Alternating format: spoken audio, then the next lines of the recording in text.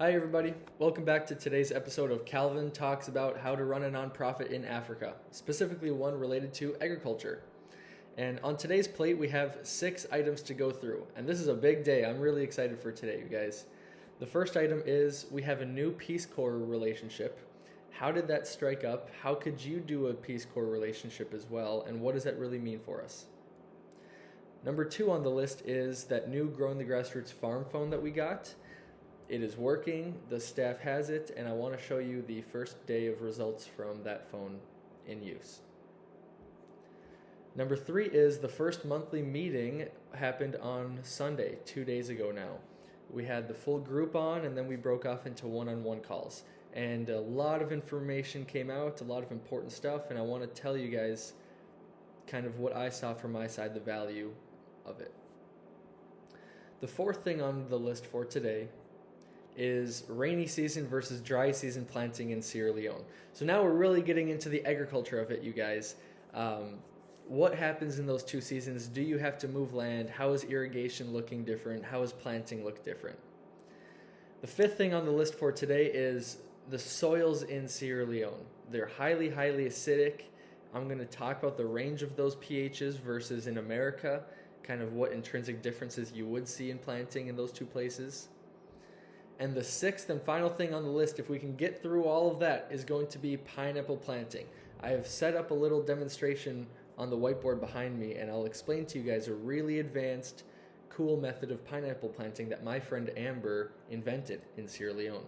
And now she is the #1 exporter of pineapple juice in the country, privately at least, not commercially. Anyways, let's get into it. Today's going to be a very busy day. Again, the first thing is Peace Corps relationships. How did we meet them? What is going on now? Essentially, when we were in Sierra Leone a few weeks back, we were spending a night on Tokay Beach, and a random white dude kind of was running into our group, and we're like, hey, what's up, man? And it's getting like 9 p.m., so it's getting sundown. He can't really see us. We can't really see him.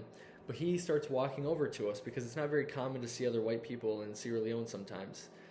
So he starts walking over to us, and he recognizes me even though it's getting dark. He goes, wait, are you Calvin with Growing the Grassroots? I was like, yeah, man, what's up? And he goes, you guys just put the solar on the school this week, right? And I was like, yeah, man, holy crap. He goes, man, nobody's doing what you guys are doing. I've been hoping to meet you guys for a long time. And I was mind blown. I've never had an experience like that in my whole life. That was the most special, exciting day ever. But anyways, his name was Nate, and he goes on to tell us that he's got another group of 10 more Peace Corps that are on the beach, and they've all been following us on Instagram for the last few years, and they've all been trying to hopefully meet us someday. And it was really cool. Long story short, we get to talking with Nate and the Peace Corps group, and we sit on the beach with them all night, and we're just, we're dancing, we're partying, we're having a great time. Long story short, we come to figure out that the Peace Corps sometimes has a 3rd year option. So you can stay in the Peace Corps for a 3rd year, and if you do that, you can kind of choose where you stay in the country. You don't have to stay in your original post that you're at for those first 2 years.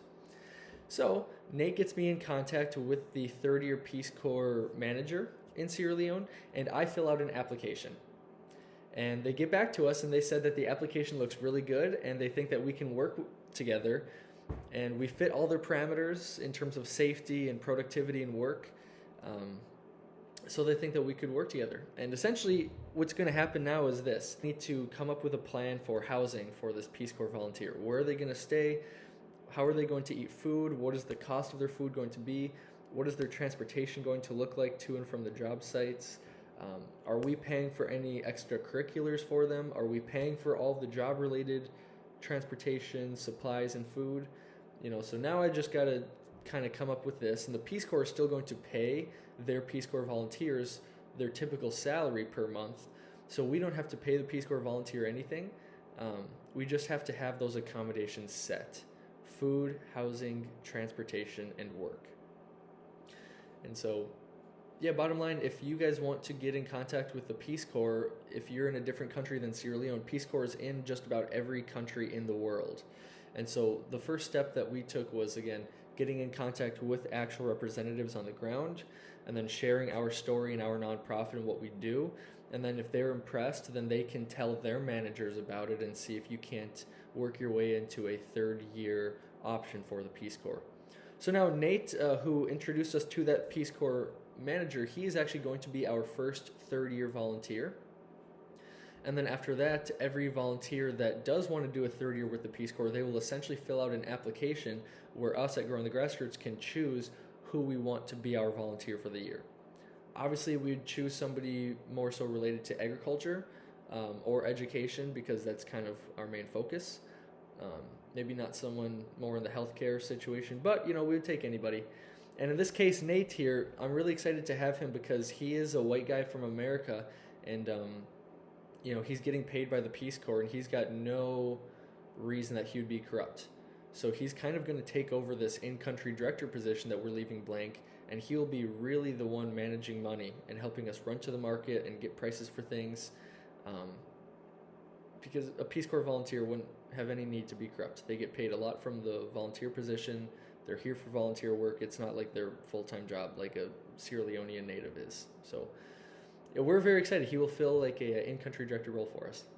So that's the Peace Corps. Number 2 on the list for today is the Growing the Grassroots farm phone. So again, Christian did download Gmail and WhatsApp for them, and he created a account on WhatsApp for them, and he added them to the WhatsApp group chat, which I'm loading up right now. And so today's Christian's birthday, so a happy special birthday to our man. He's 25 years old today. He sent this photo for his birthday here. This is us in Sierra Leone just a few weeks ago eating on Tokay Beach. But the reason I pull up my phone is because the WhatsApp account he made for the farmers, it's called Growing the Grassroots Farmers. And all of them sent messages to Christian for his birthday today. I'm sending this voice note to my noble director, Mr. Kali. So that's Saidu. Happy birthday. May God make whoever you this year and next. Kariatu. Oh. I wish you long life and prosperity. Alhaji. Yeah, Christian, happy birthday. And Usman. I was really happy that those 4 audio messages came through today because that lets me know that all of them have access to the phone. The phone works. They can communicate with us. And certainly now we know that if anything comes up on the farm, they will be communicating with us. So really excited there. So that was just a very quick update on the Growing the Grassroots farm phone situation. We do have the WhatsApp in, and everybody is using the phone, and the phone is supposed to stay on the farm. And we still have to appoint one delegate that will take that phone home to charge it, because right now we still don't have solar in our storage building. But once we have solar, that phone will stay in the storage building 24/7. But until we have locking doors and stuff, we need somebody to take that phone home. So I need to appoint somebody for that today. Moving on to the third portion of today's call, which is the first monthly meeting happened on Sunday, and it went super well, and I wanted to share with you guys what went well and some of those takeaway points. So, of course, we started with the whole Growing the Grassroots in-country staff on just one computer like this, and we could see all 8 people right here, and then we had us virtually joining in from the other side. We had 4 of our board members on that call. We started by building rapport with the team for about 15 minutes, and then we jumped into business. And I had an outline as the following. First, we wished Christian a happy birthday. I talked about the vision for 2025 to inspire the troops for what's to come. A reminder of no corruption in this organization. A reminder that we work freely and we don't have any bosses in Sierra Leone, and you only need to report to the board of directors in America. That way there's no politics. We then welcomed Martha and Usman to the organization.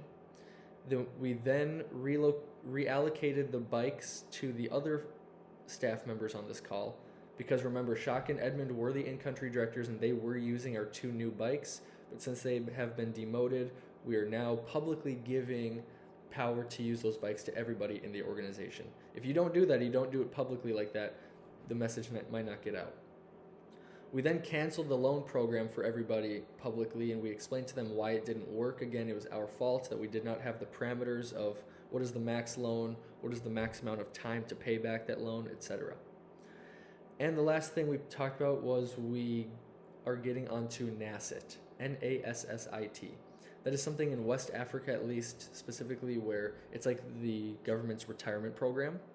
So if you work in Sierra Leone for 15 years and your company is on NASSIT, your company's taking out about 5 to 10% of your salary each month, and it's going into a special savings account for you. And at the end of your 15 years of working in Sierra Leone, you can start claiming you're an asset. So it's like your retirement, kind of like a 401k or a Roth IRA in America. Now, you don't necessarily have to be on NASIT, but I would recommend it for any business or nonprofit working in Sierra Leone. It's just a benefit to your employees. You want to give them a way to succeed, give them a retirement fund. So we're getting on NASIT. When we said that, everybody got super, super excited. So the group call went very well. It was a good time just to get all that information out to everybody at once. It saves me a lot of time from communicating with people throughout the week. Then after that, we moved into our one-on-one calls. This was the big bombshell portion of the talk. From the very first call, very first one-on-one, I learned about new corruption attempts from Shaka. He wanted to take a commission from the motorbike repair that we had the other day. There was some leftover money, and he wanted Christian to split that money with him. Christian said, absolutely not. This is growing the grassroots money. Do not involve me in what you're doing. I'm so proud of Christian. He always does the right thing. He's a great guy. But anyways, I was able to then turn around and get onto Shaka's one-on-one call and say, hey, bro, I've had 2 people now tell me that you wanted to take a commission from this project. I'm seeing everything that's happening on the ground. You can't be doing this. Watch yourself. And he was very shocked. He was like, he already heard about that? Whoa. Because normally it takes months for us to hear about things. But now with these one-on-one calls, we can hear about corruption really quickly. I think this is a very, very beneficial thing for us. So instantly, he stepped back, and I could tell he was surprised. He said, okay, I'm so sorry, sir. I won't do that again. I would really recommend one-on-one calls. It took about 3 hours to get through the team meeting and then one-on-one calls, but it was very worth it. We learned a lot about our organization in that time. A few other things I learned on these calls are that we need 2 new garden hose for the dry season. I learned that the staff is very happy with the new arrangement, having no boss on the ground, so there's no threats of being fired. They love that everybody works freely together. I learned that since we got a new cook, Martha, and we got a new radio and plates and cups, the farm team is more motivated to work hard for their rewards. That's what Usman told me. He said everybody's motivated to work hard to make us proud now that we've made them happy. So it's just good to know the psychological state of your employees. Where are they when you get on a call? Oh, and this was another important takeaway from the whole in-country meeting. I've been needing to talk to them about renting swamp for the dry season. And that is a long conversation because that includes price, location, size of the land, who is the renting family, what are the community farm groups that we're going to support during this time. All these things take hours of back and forth conversation. But we actually nailed all of that out in about 15 minutes on this call. Everybody chirped in and mentioned they know this family that's renting land, they know this plot of land for sale or for rent in the community. They recommend planting this. They recommend this women's group. It came together in 15 minutes. Having everybody together was just so efficient. I'd really recommend having these calls, you guys. And of course, we also talked about the timeline for building the next borehole and shipping the water pump out from Nigeria, which we just purchased and wired the money out today, which is Tuesday, the 17th of December. So I'd say within 2 to 3 months that treadle pump will be on our land, and I'll let you know as soon as it's there. So that is it for number 3, that one-on-one and monthly meeting calls. Again, we learned a lot. I think it's more valuable than any other system that we have in place, and if you guys are not having one-on-one calls, I would recommend starting them now. They take a lot of time, but they're very worth it. Okay, now moving on into the 4th part of today's call, which is rainy season versus dry season planting in Sierra Leone. When are those seasons? When can you plant? What can you plant? And where can you plant? Okay, let's get into this. This is a more exciting, in-depth conversation here. The rainy season lasts from May to November, and the dry season lasts from November to May. Each one lasts 6 months. And in the rainy season, it will rain every single day for like 1 to 2 hours, like torrential downpour, and then it stops. In the dry season, it will not rain a single drop for 6 straight months, and you will be lucky to see more than 1 cloud in the sky for 6 straight months. I'm not kidding you, it's crazy. So because of this drastic change of climate, you oftentimes need 2 different farms to plant on throughout the year. During the dry season, you need a swamp, something that is lowland where the water table is very high, because that swampland, it's got to stay wet because in the dry season you don't have any rain for 6 straight months. So people plant maize, they plant groundnuts, they plant rice, cucumbers, tomatoes. You can plant anything that you want in the swamp. And the swamp also has generally better soil than the upland. Okay, the swamp has better soil because this is the lowest points of where everything kind of runs off.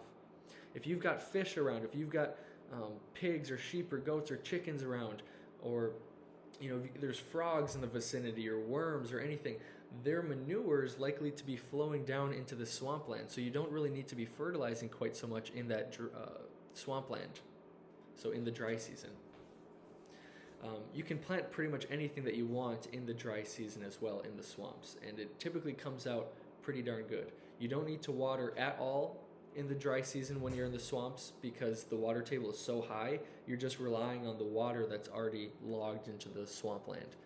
The swampland typically has a more clayey soil, so it's a lot harder to till and turn. So you're going to see a lot uglier beds, more choppy beds in the swamplands. But in typical, people have a lot of success and it's a lot less effort in the swampland. So that is what you do in the dry season. In the rainy season, you cannot plant in the swamp because the water table just goes so high that swamp is underwater for 6 months a year. It is just completely waterlogged. So in the rainy season, you have to make your way to the upland. The upland is, it's going to have inherently worse soil because you don't have all the settling, deposition of materials and manures and things. So you're going to have a drier, more fragile, brittle soil in the upland. So it's more important to fertilize. And when you're in the upland during the rainy season, though, you don't need to water. So that's the really beneficial part. So really not a lot of watering going on in either season if you play your cards right and you use that swampland during the dry season and the upland during the rainy season. Really not much need to irrigate. That's actually why only 4% of farms in West Africa are irrigated, because so many people have found a way to get around that if you just do that small sustenance farming on 2 different lands. Now, people typically don't own both a swampland and an upland. They will typically rent both or just go into the bush and hack out some land and just start farming on it. They'll say, hey, if nobody's in here, I'm going to claim it as my own for the next 4 months, 6 months, and deal with it.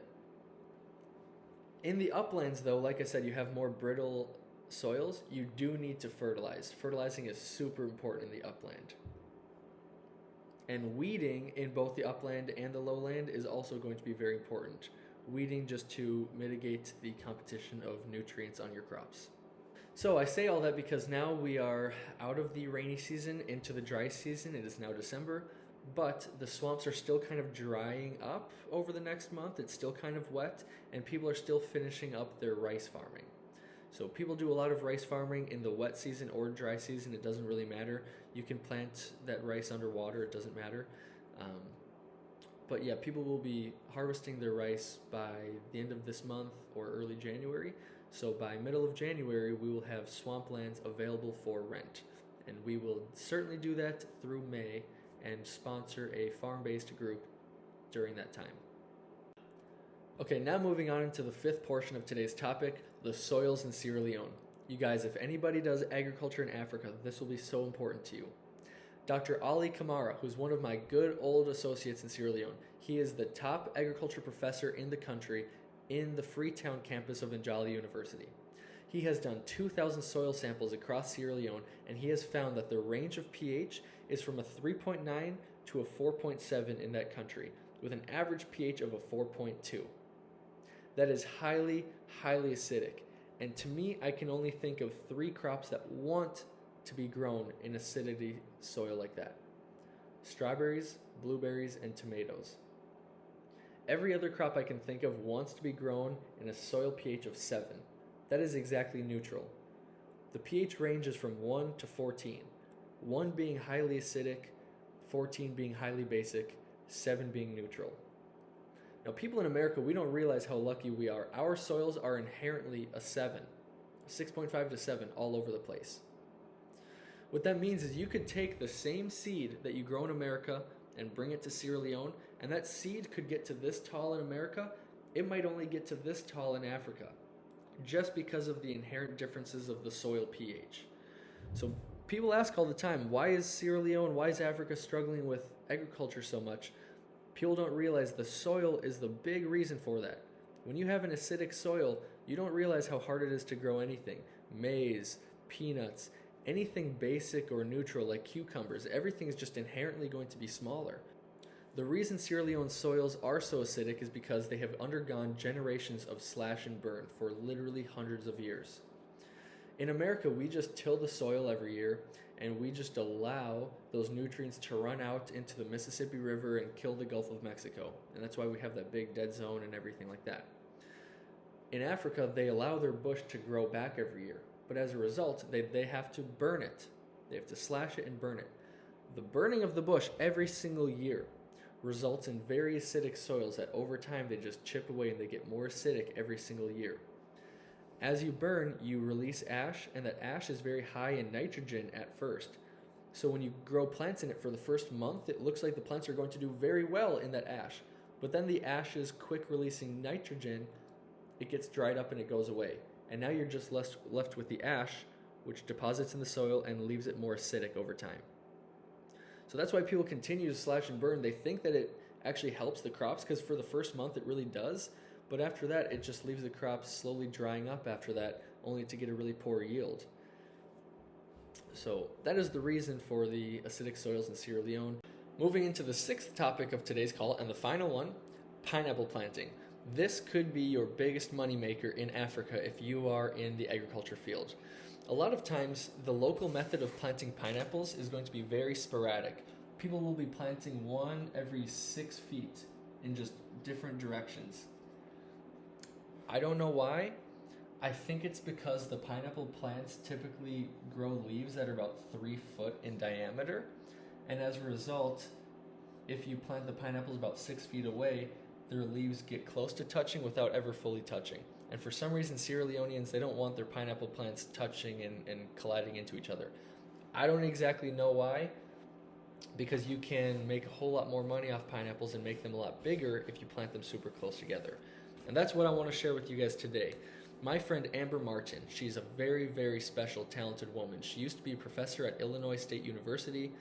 I met her in Sierra Leone 3 years ago. She was on some research program through Illinois State, and then she quit being a teacher through Illinois State because she loved Sierra Leone so much. She wanted to do research there full time, not go back to America, and just build a little empire for herself. And that's exactly what she's done. She works for a mine now where she feeds 2,000 people every day on a 200-acre farm that she supports. And she's the largest private distributor of pineapple juice to Dole in the country. You ever heard of Dole, D-O-L-E? It's a pineapple juice company, or it's a juice company in general. She's the biggest distributor of juice to them in Sierra Leone. This is how she grows pineapples. This is how we've started to. I'll show you a photo on my computer before we move on, but this is her method of planting. So again, you remember with locals, they plant one plant every 6 feet so that the leaves never touch each other. Amber goes the complete opposite direction of that. She'll make a 3-foot bed like this rectangle I have here. It's 3 feet in width. She'll plant a pineapple every foot, every 12 inches. You see that? Every 12 inches. So the pineapple rows are 1 foot away, and the plants are 1 foot away. Everything is 1 by 1 spacing here, okay? The reason for that is because, again, these leaves will stretch to like 3 feet. Her method is plant them so close together that the leaves completely overlap and block out any potential weed competition in the soil.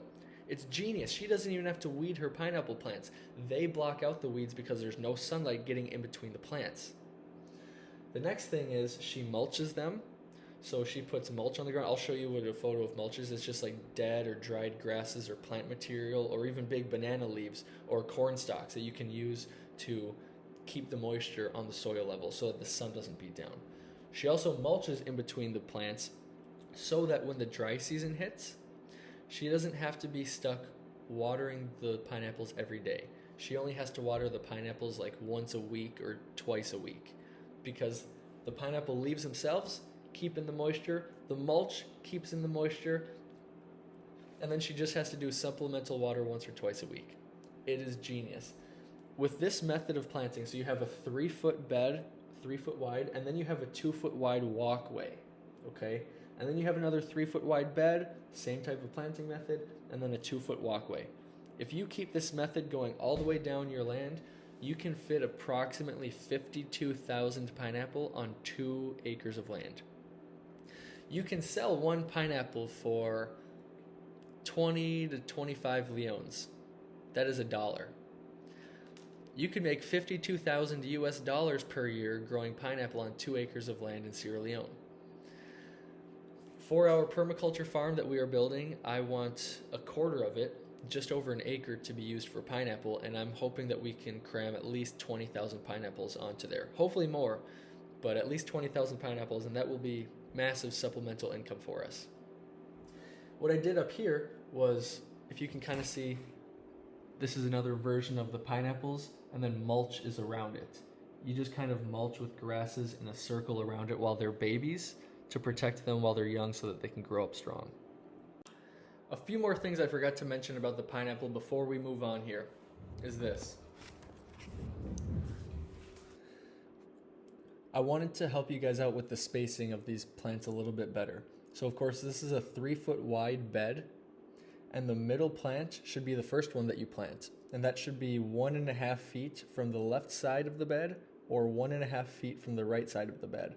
From there, you plant all the way up in a straight line using a rope and a stake in the ground here and a rope and a stake in the ground up here to draw a straight line. That's how you can get the straight line of pineapples in the center row. From there, you just measure 12 inches to the left and 12 inches to the right, and that is how you get your spacing. So now these plants on the left and right should be 6 inches away from the edges of the bed, okay? And again, you use a stake and a garden rope to go in a straight line so you can stay in that perfect straight line. The second thing I forgot to mention about pineapples, the most special part about it all, is the harvesting and the sales market of pineapple.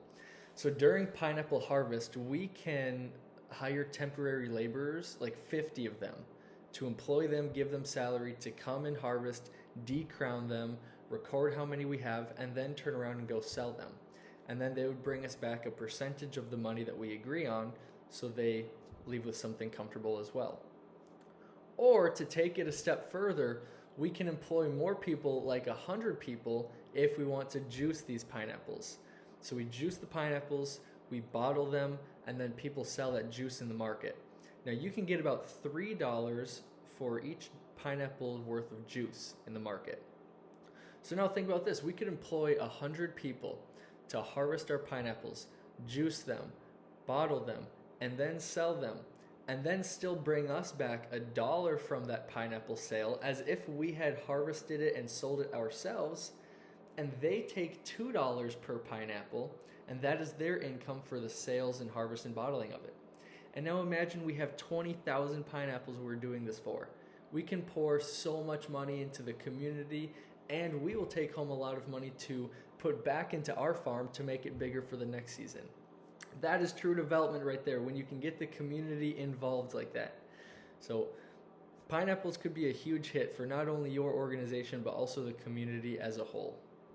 So this is pineapple planting, and I will let you guys know how it goes. We already have 2,000 pineapples on our land. In fact, let me show you this right now.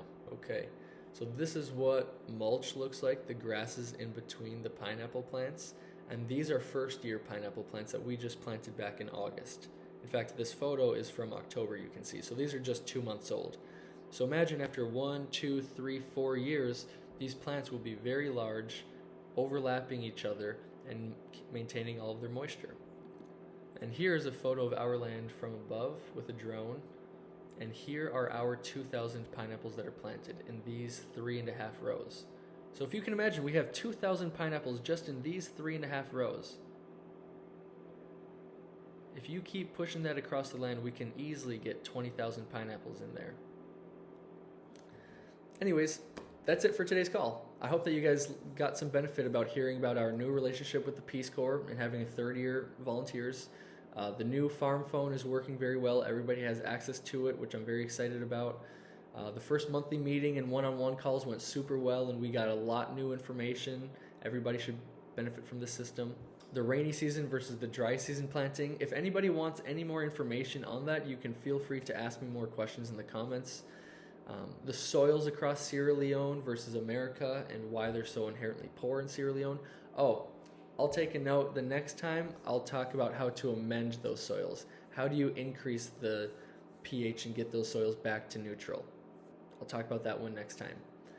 And of course, the sixth thing on today's call was the pineapple planting. I hope you guys got some benefit from this. As always, look up growingthegrassroots.org and look up bridge-2-africa.com. If you ever want to do some volunteerism, go to Sierra Leone with me and see the country and do some work, let me know.